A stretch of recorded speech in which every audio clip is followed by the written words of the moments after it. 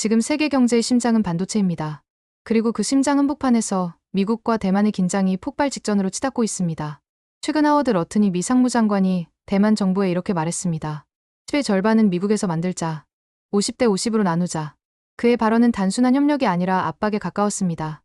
그 배경엔 미국이 잃어버린 반도체 주도권을 되찾으려는 전략적 의도가 깔려 있습니다. 미국은 1990년대까지만 해도 세계 반도체 생산의 37%를 차지했지만 지금은 10% 이하로 추락했습니다. 그 사이 시장의 중심은 삼성전자와 TSMC 같은 아시아 기업으로 완전히 넘어갔습니다. 러튼이 장관은 CNBC 인터뷰에서 이렇게 말했습니다. 타이완이 95%를 생산한다면 우리가 어떻게 보호할 수 있겠나? 칩을 비행기로 보낼 건가, 배로 보낼 건가? 즉 반도체의 대부분이 중국 코앞 타이완에서 생산되는 구조 자체가 미국 안보에 심각한 리스크라는 겁니다. 그래서 그는 칩의 절반은 미국에서 생산해야 타이완도 안전해진다는 논리를 폈습니다. 겉으로는 대만을 보호한다는 명분이지만 실제로는 미국으로 생산 기지를 옮기라는 압박인 겁니다. 이 발언이 공개되자 타이완은 정치와 경제권 모두 폭발했습니다. 정리진 타이완 행정원 부원장은 공식 기자회견에서 이렇게 반박했습니다. 50대 50 생산은 논의된 적도 없고 앞으로도 동의하지 않을 것이다. 야권 인사들은 훨씬 더 강하게 말했습니다. TSMC를 미국으로 옮기는 것은 대만의 실리콘 방패를 무너뜨리는 행위다. 누구도 대만을 팔아넘길 수 없다. 타이완 내부에서는 이번 사안을 경제주권 침탈로 받아들이는 분위기입니다.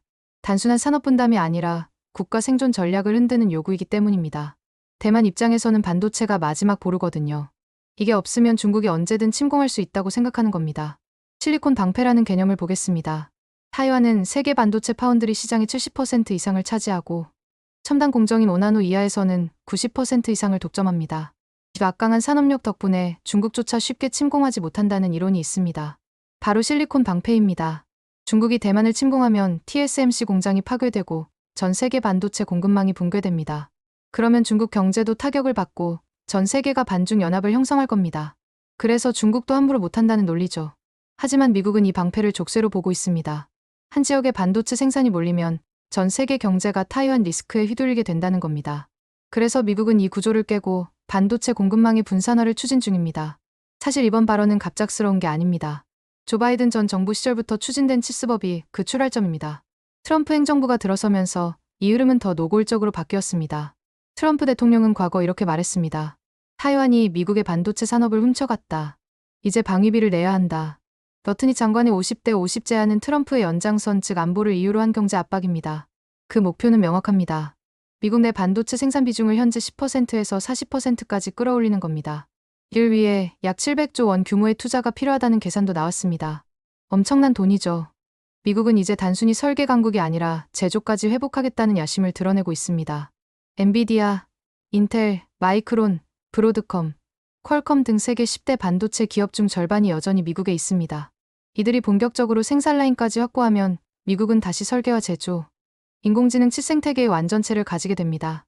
한 업계 전문가는 이렇게 말했습니다. 미국은 이미 인공지능 반도체와 설계에서는 독보적이다. 이제 제조만 되찾으면 된다. 결국 미국은 반도체를 경제를 넘어 안보의 핵심 인프라로 보고 있습니다. 문제는 대만입니다. TSMC는 대만 국내 총생산의 15%를 차지하고 직간접 고용 인원은 전국 경제활동 인구의 6% 이상입니다. TSMC가 흔들리면 대만 경제가 바로 흔들립니다. 또한 대만의 실리콘 방패는 중국의 침공 억지력 중 가장 현실적 카드입니다. 즉 공장을 미국으로 옮기는 건 경제뿐 아니라 안보의 기반까지 내주는 일로 받아들여지고 있습니다. 대만 입장에서는 TSMC가 떠나면 나라가 끝난다고 생각하는 겁니다. 중국이 침공할 명분도 생기고 경제도 무너지니까요. 그래서 절대 받아들일 수 없다는 입장입니다. 이 틈에서 가장 미소 짓는 곳은 중국입니다. 중국은 반도체 산업 제재로 막혀 있지만 미국과 대만의 갈등은 전략적 균열을 의미하기 때문입니다. 중국 관영 매체 환구시보는 이렇게 논평했습니다. 미국은 대만의 자존심을 무시하고 산업을 수탈하려 한다. 진정한 동맹이라면 이렇게 하지 않는다.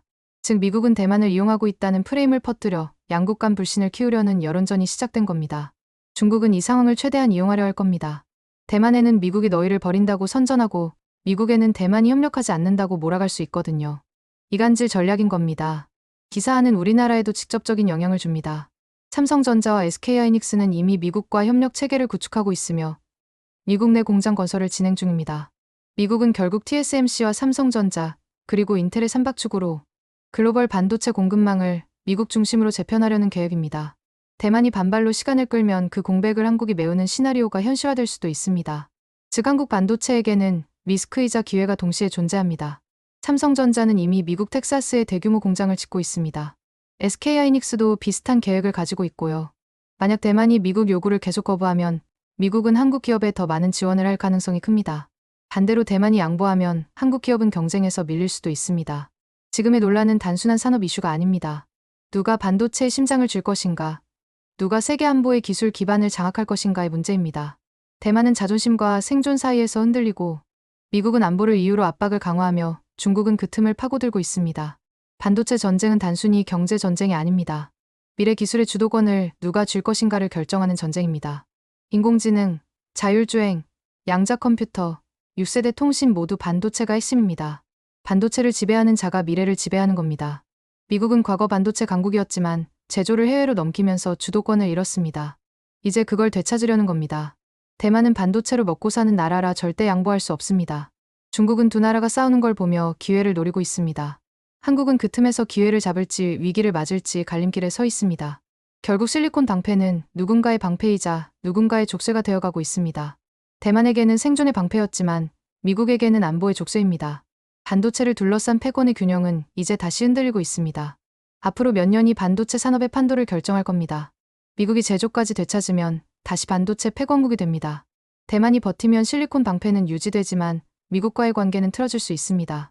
중국은 이혼란을 틈타 자체 반도체 산업을 키우려 할 겁니다.